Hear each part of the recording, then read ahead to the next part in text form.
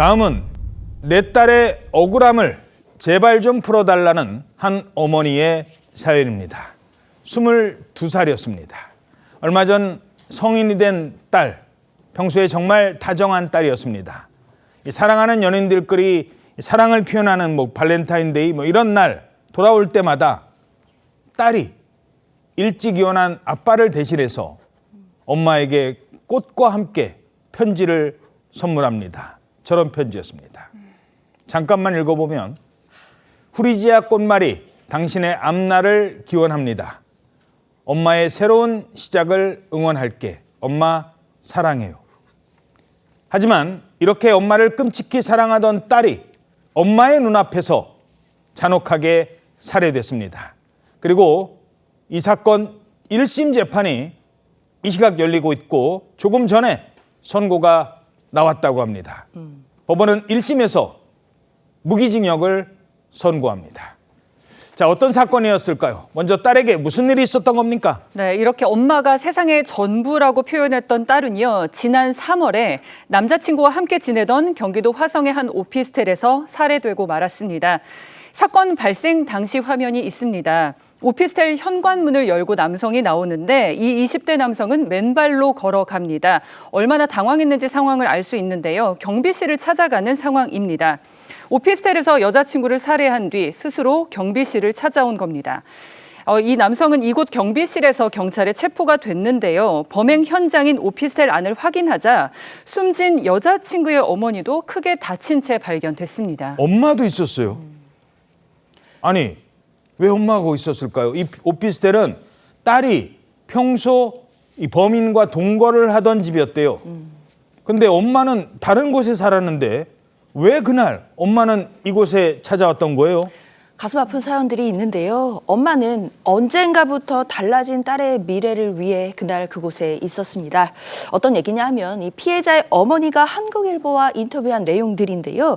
사실 이 숨진 딸 같은 경우에는 2002년도에 태어났고 그리고 이제 딸을 예쁘게 키우고 싶었는데 남편의 외도로 3년 만에 그 꿈이 깨졌고 결국에 이제 어머니가 홀로 딸을 키웠다고 합니다. 애지중지 키우면서 형편이 넉넉하진 않았지만 모녀는 행복했고요. 딸은 서글서글하고 그리고 친구들에게 인기도 많았고 책임감도 강했기 때문에 아르바이트로 생계를 돕기까지 했답니다.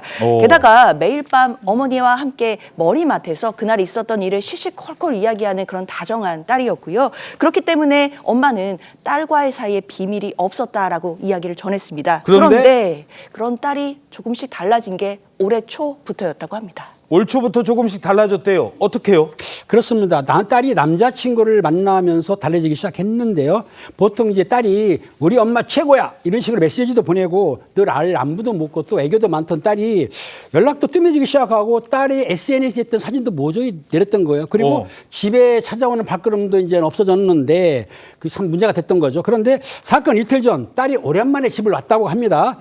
딸이 표정이 상당히 어두운 거예요. 그래서 엄마가 걱정을 했는데 근데 딸이 옷을 벗고 옷을 갈아입는데 몸을 보니까 온몸에 멍투성이가 있는 걸 보고 엄마가 깜짝 놀라서 무슨 일 있냐라고 물었더니 그때서야 딸은 엄마에게 털어놨는데요.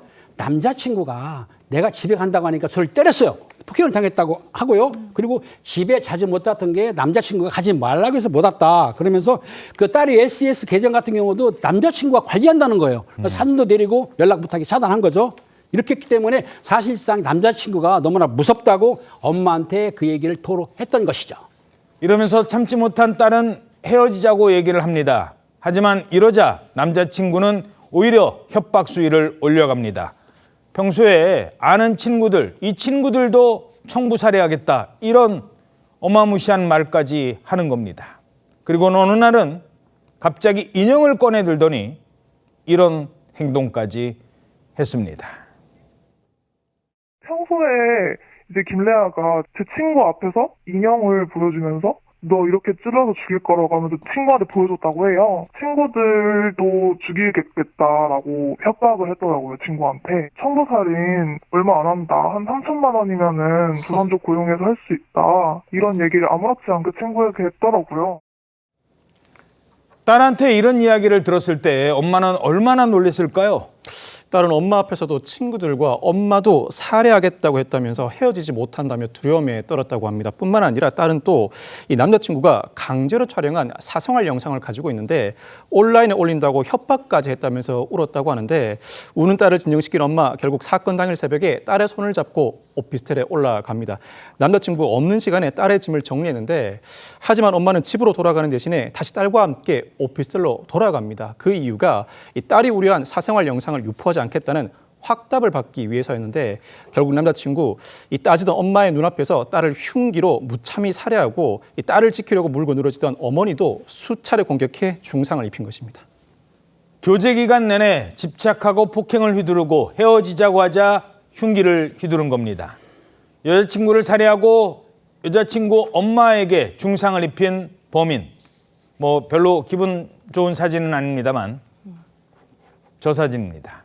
26살 김래아. 이번 범행을 저지르고도 반성을 하지 않았던 걸까요? 이 법정에서 최후 진술이라는 걸 하는데 최후 진술에서 이런 황당한 말을 했다고 합니다. 강아지에게 미안하다. 사람을 죽여놓고 지금 강아지한테 미안하다고요? 참 믿기지 않는데요. 실제 있었던 일입니다. 김래아가 최후 진술 과정에서 가족과 땡땡에게 미안하다 이렇게 이야기를 한 겁니다. 그런데 그 땡땡이 피해자 이름이 아니었거든요. 피해자에게 100번 사죄해도 모자란 판국이었는데 재판부도 그러니까 땡땡이 누구냐라고 물었더니 김래아가 강아지라고 답을 한 겁니다. 그러니까 재판부도 좀 황당했는지 강아지에게 미안하다는 거냐라고 재차 물어보니까 김래아가 강아지가 아픈데 제가 이렇게 됐다라고 하면서 울먹거렸다고 합니다. 당시 방청석에 피해자의 어머니가 현장에서 이 발언을 직접 들었다고 하는데 손을 떨었다라고 전해집니다. 게다가 김래아가 구치소에서 접견실에서 부모와 했던 이야기들이 녹취록으로 이제 공개가 됐었는데요. 자, 뭐라고 했습니까? 자기네들끼리 있을 땐. 10년만 살다 나오면 된다. 나오면 행복하게 살자. 사랑해 엄마. 이런 발언을 했다는 겁니다. 자기 멋대로 10년만 살다 나오면 된다고요?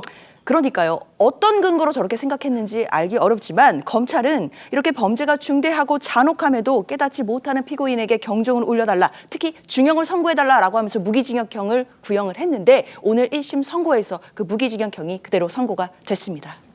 검찰의 구형량대로 오늘 1심에서 무기징역 선고됐습니다.